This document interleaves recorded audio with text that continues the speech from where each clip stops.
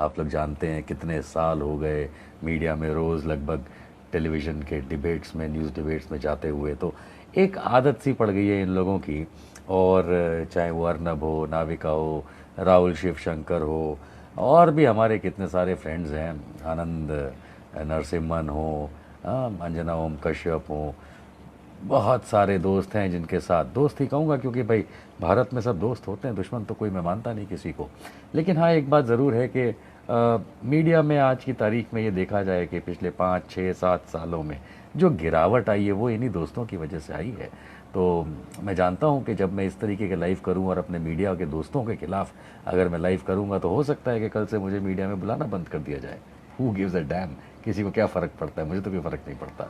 आप लोगों को फ़र्क पड़ता है, कतई फ़र्क नहीं पड़ता। मुझे आप लोगों से मिलना होगा, लोगों से मिलना होगा तो मैं और किसी मीडियम से आके भी मिल सकता हूँ। मुझे किसी चैनल की ज़रूरत नहीं है, किसी चैनल की आवश्यकता नहीं है कि कोई एक रिपब्लिक टीवी होगा, आज तक होगा, या अगर मान लीजिए एबीपी होगा, या CNN न्यूज़ 18 होगा, न्यूज़ 18 होगा हिंदी का, या फिर आपका टाइम्स नाउ, कोई भी चैनल हो, इनकी आवश्यकता मुझे नहीं है कि ये आप और मेरे बीच में आए।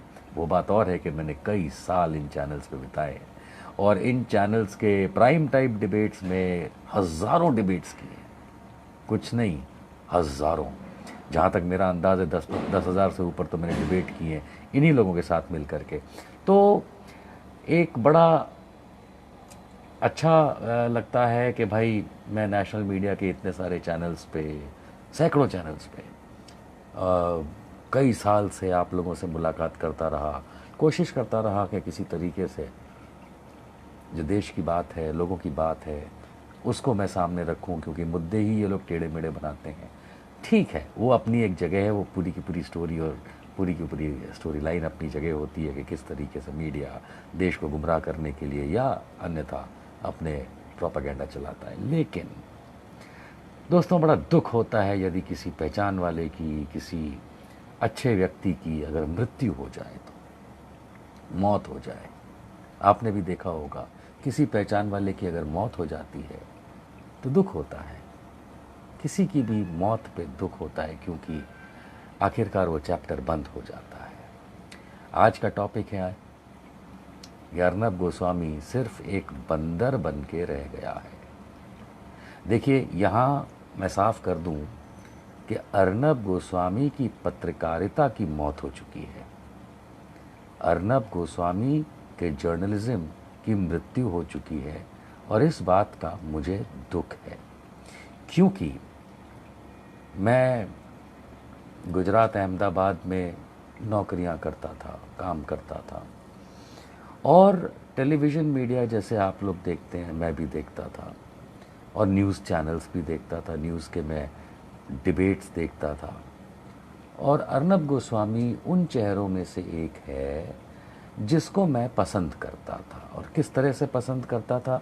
उस बंदे के दिमाग में जो फितूर था कि किस तरीके से सरकार से सवाल किए जाते हैं, किस तरीके से सरकार को घेरा जाता है। अवश्य ये मैं मनमोहन सिंह के ज़माने की बात कर रहा हूँ। तो जिस तरीके से सवाल किए जाने चाहिए लोगों की वजह से, लोगों के सामने रख के सरकार को, ये अर्नब गोस्वामी करता था। और मुझे ये बात बहुत पसंद आती थी कि कोई तो मर्द है जो कम से कम सरकार से लोहा ले रहा है। लेकिन आप सब ने देखा होगा कि पिछले कम से कम 5 सालों में इसी अर्नब गोस्वामी ने एक अपना रूटीन बदला। अब आप कहेंगे कि मैं अर्नब गोस्वामी को इतनी तवज्जो क्यों दे रहा हूँ? 2 कारण हैं। एक तो मैंने खुद अर्नब के साथ हज़ारों डिबेट्स किए हैं रिपब्लिक टीवी पे, और प्लस मैं उसको पहले एक जर्नलिस्ट, ऐसे जर्नलिस्ट के तौर पे देखता था जिसमें मादा होता था, दमखम होता था कि वो सरकार से पब्लिक के नाम पे सवाल कर सके, जो एक चौथे स्तंभ का काम होता है। लेकिन जब मैंने इस चीज़ को आगे बढ़ के, और ख़ास करके पिछले 3 सालों में जब से रिपब्लिक बना, रिपब्लिक टीवी बना, तब से मैंने उसके चैनल्स पे लगभग रोज़ रात को 9 बजे या 10 बजे प्राइम टाइम डिबेट्स किए। इलेक्शन के टाइम पे सुबह से लेकर रात तक डिबेट्स किए, बहुत बहुत सारे डिबेट बाकी चैनलों पे भी किए, रिपब्लिक पे भी किए। तो जिस तरीके की राजनीति इस देश के अंदर चल रही है उसमें पत्रकारिता को और सुदृढ़ होना चाहिए था। मेरे ख्याल से इस समय तो ये नीड है कि पत्रकारिता जो है वो सरकार के सामने खड़ी होकर के अपना दमखम दिखाए, सवाल कर पाए। उस पोजीशन पे आने के बजाय जब अर्नब गोस्वामी जैसे लोगों ने, और ख़ास करके अर्नब गोस्वामी ने, जब मोदी जी के पिछवाड़े जो पूंछ है उसको पकड़ के झूलने का मन बना लिया तो बड़ा दुख हुआ। हकीकत मानिए, इसीलिए मैंने थोड़ी देर पहले ये कहा कि जब किसी की मृत्यु होती है, मौत होती है, तो बड़ा दुख होता है। तो उसी बदौलत मैं ये कहना चाहता था कि जिस तरीके से अर्नब गोस्वामी ने अपने आप को ढाला है चाटुकारिता में, मैंने कई साल तक उसके चैनल पे जा कर के उसके मुंह पे उसकी बोलती बंद की है कि तुम ये चाटुकारिता जो है वो अपने तक रखो। लेकिन अंततः हुआ ये है दोस्तों कि अब उसके पास इतने अच्छे दिमाग के पास, और जो अच्छा दिमाग होता है वही सही या गलत रास्ते पे मामले को ले जा सकता है, इतने अच्छे दिमाग के पास अब कंटेंट खत्म हो गया है। अब उसके पास मटेरियल नहीं रहा। मैंने कितने डिबेट्स किए इकोनॉमी के ऊपर, जब हम कई सालों से डिबेट करते आए अर्नब के साथ, तो मालूम चला उनको इकोनॉमी का ई नहीं आता। वो डेटा कहीं से निकाल करके कागज़ लेके बैठ जाते हैं, लेकिन उन्हें इकोनॉमी का ई नहीं आता। जब महिलाओं की सुरक्षा की बात आती है तो भाई साहब को ये समझ में नहीं आता कि महिला है वो देश की आधी जनसंख्या है। वो मोदी की चाटुकारिता, भाजपा की चाटुकारिता में महिलाओं के संरक्षण की बात तक को भूल जाता है। आपने देखा होगा कि रिपब्लिक टीवी और ख़ास करके अर्नब गोस्वामी एक बात के लिए बड़े जाने जाते हैं, और वो है कि फ़ौज का समर्थन करना और फ़ौज को लेके भारत का वो पूरा प्रोपेगेंडा चलाता है। लेकिन हकीकत मानिए कि मैंने खुद कई प्रोग्राम्स में, चाहे बालाकोट का प्रोग्राम हो, चाहे पुलवामा वाला प्रोग्राम हो, कई प्रोग्राम से बैठ करके उसका मुंह इसलिए बंद कर पाया था मैं, क्योंकि वो लोग सिर्फ झूठ परोसते हैं। अर्नब गोस्वामी और रिपब्लिक टीवी इस देश के सामने सिर्फ झूठ परोसते हैं। तो मुझे बड़ा अच्छा लगता था कि तुम्हारा झूठ मैं काट पाता था। लेकिन ये मान के चलिए कि इससे कंटेंट जो है वो ख़त्म होता गया, और अर्नब गोस्वामी, जैसे कहा जाता है कि बंदर से आदमी बना, वो आदमी से वापस बंदर बनने लगा। पिछले कुछ महीनों में ख़ास करके अगर आपने देखा हो तो मैं रिपब्लिक टीवी पे नहीं जाता।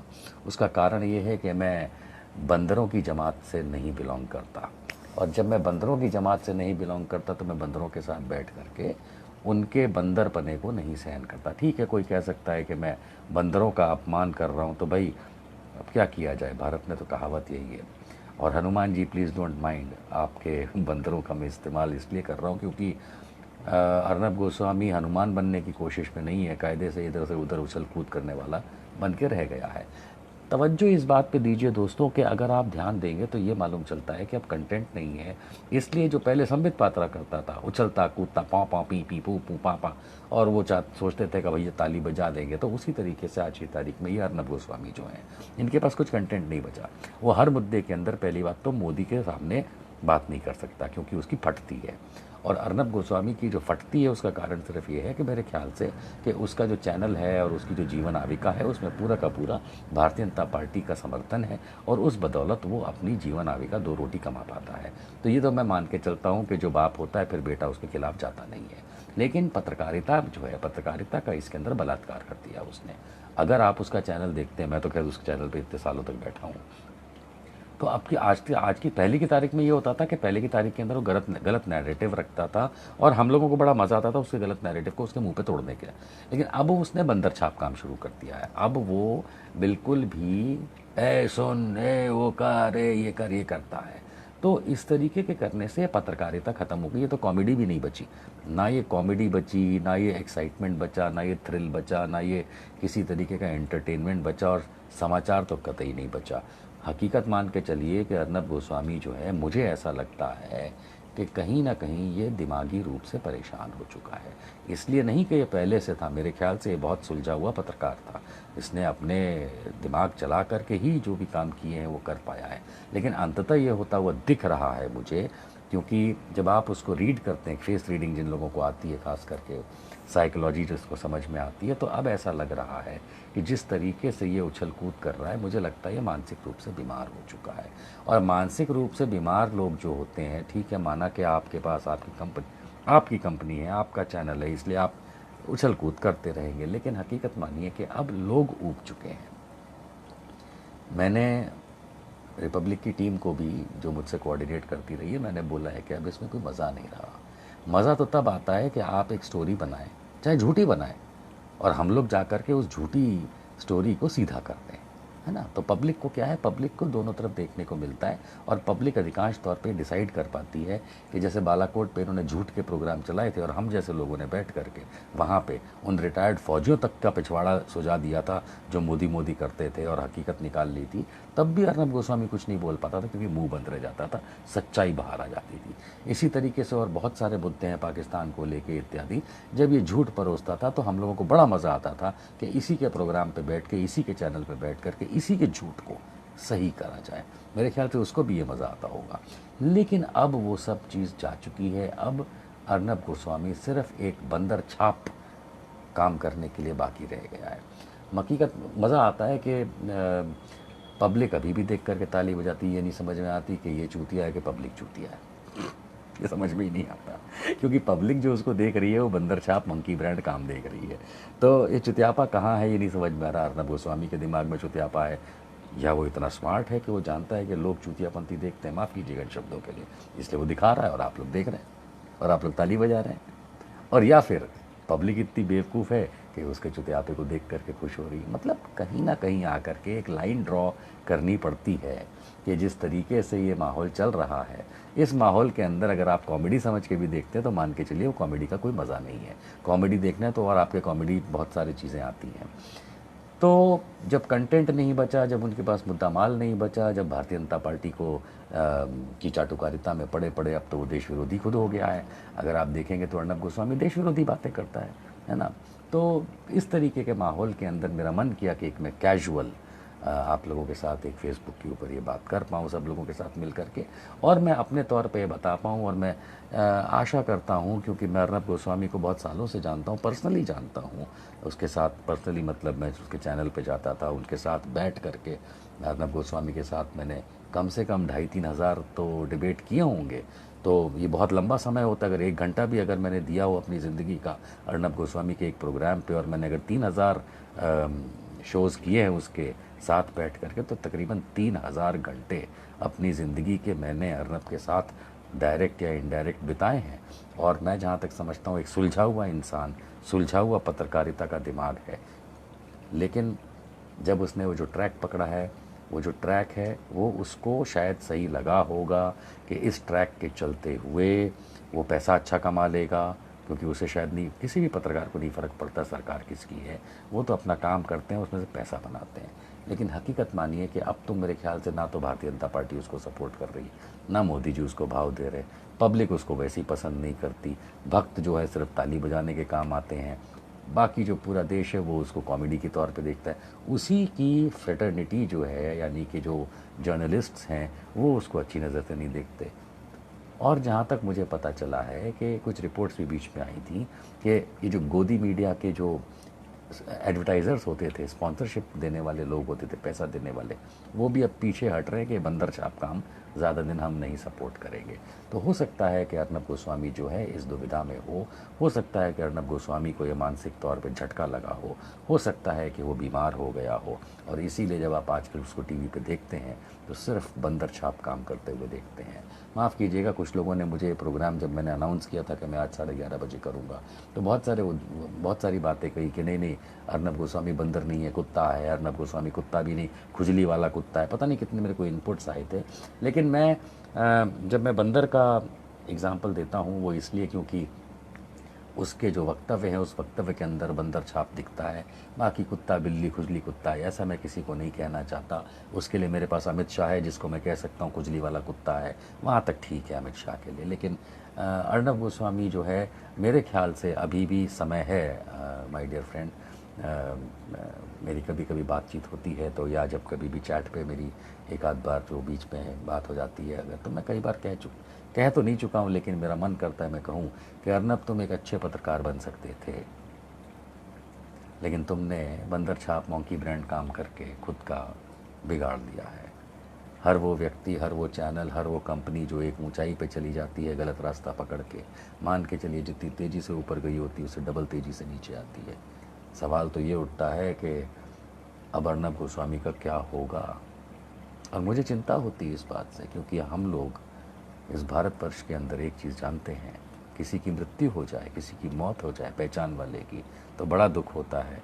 मेरे पहचान के अच्छे जानकार, सुलझे हुए पत्रकार, जिसके पास बहुत तेज़ दिमाग है पत्रकारिता का, उस पत्रकारिता करने वाले पत्रकार अर्नब अब नहीं रहे।